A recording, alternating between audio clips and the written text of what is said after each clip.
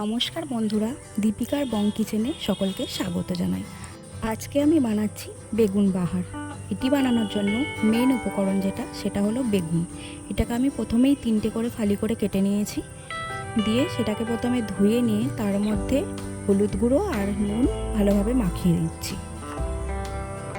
নুন হলুদ মাখিয়ে এটাকে কিছুক্ষণের জন্য আমি রেস্টে রাখছি। বেগুনের ভিতরে যাতে ভালোভাবে মশলাটা ঢুকতে পারে সেই জন্য বেগুনের পেটের কাছে ছুরি দিয়ে আমি অল্প করে চিড়ে দিচ্ছি। এবার ওভেনের মধ্যে কড়াই বসিয়ে তাতে প্রথমে সর্ষের তেল দিলাম বেশ কিছুটা পরিমাণে, দিয়ে এর মধ্যে বেগুনগুলোকে ভালোভাবে এপিটোপিট করে ভেজে নেব।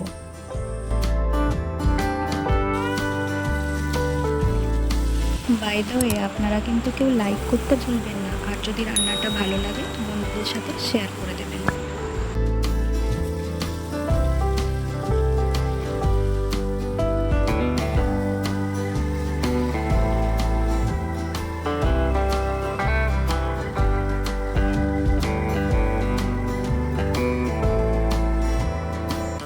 বেগুনগুলো এখন প্রায় ভাজা হয়ে গেছে লাল লাল করে। এবার এগুলোকে একটা পাত্রের মধ্যে আমি তুলে রেখে দেবো।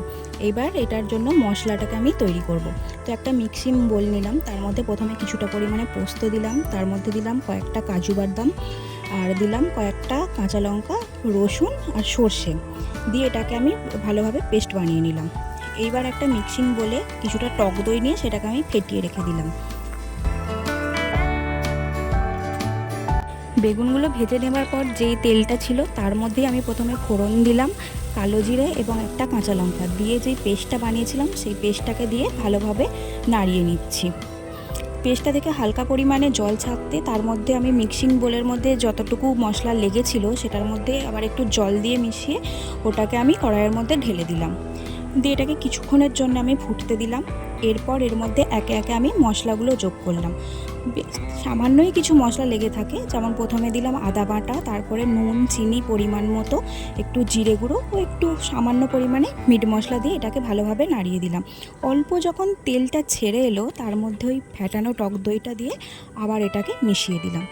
মশলাটা যখন ফুটে উঠলো তখন এর মধ্যে বেগুন ভাজাগুলো একে একে যোগ করে দিলাম, দিয়ে এটাকে কিছুক্ষণের জন্য ফুটতে দেব। দেখুন এটা প্রায় ফুটে এর মধ্যে থেকে তেলটা ছেড়ে এসেছে মানে প্রায় রান্না কমপ্লিট।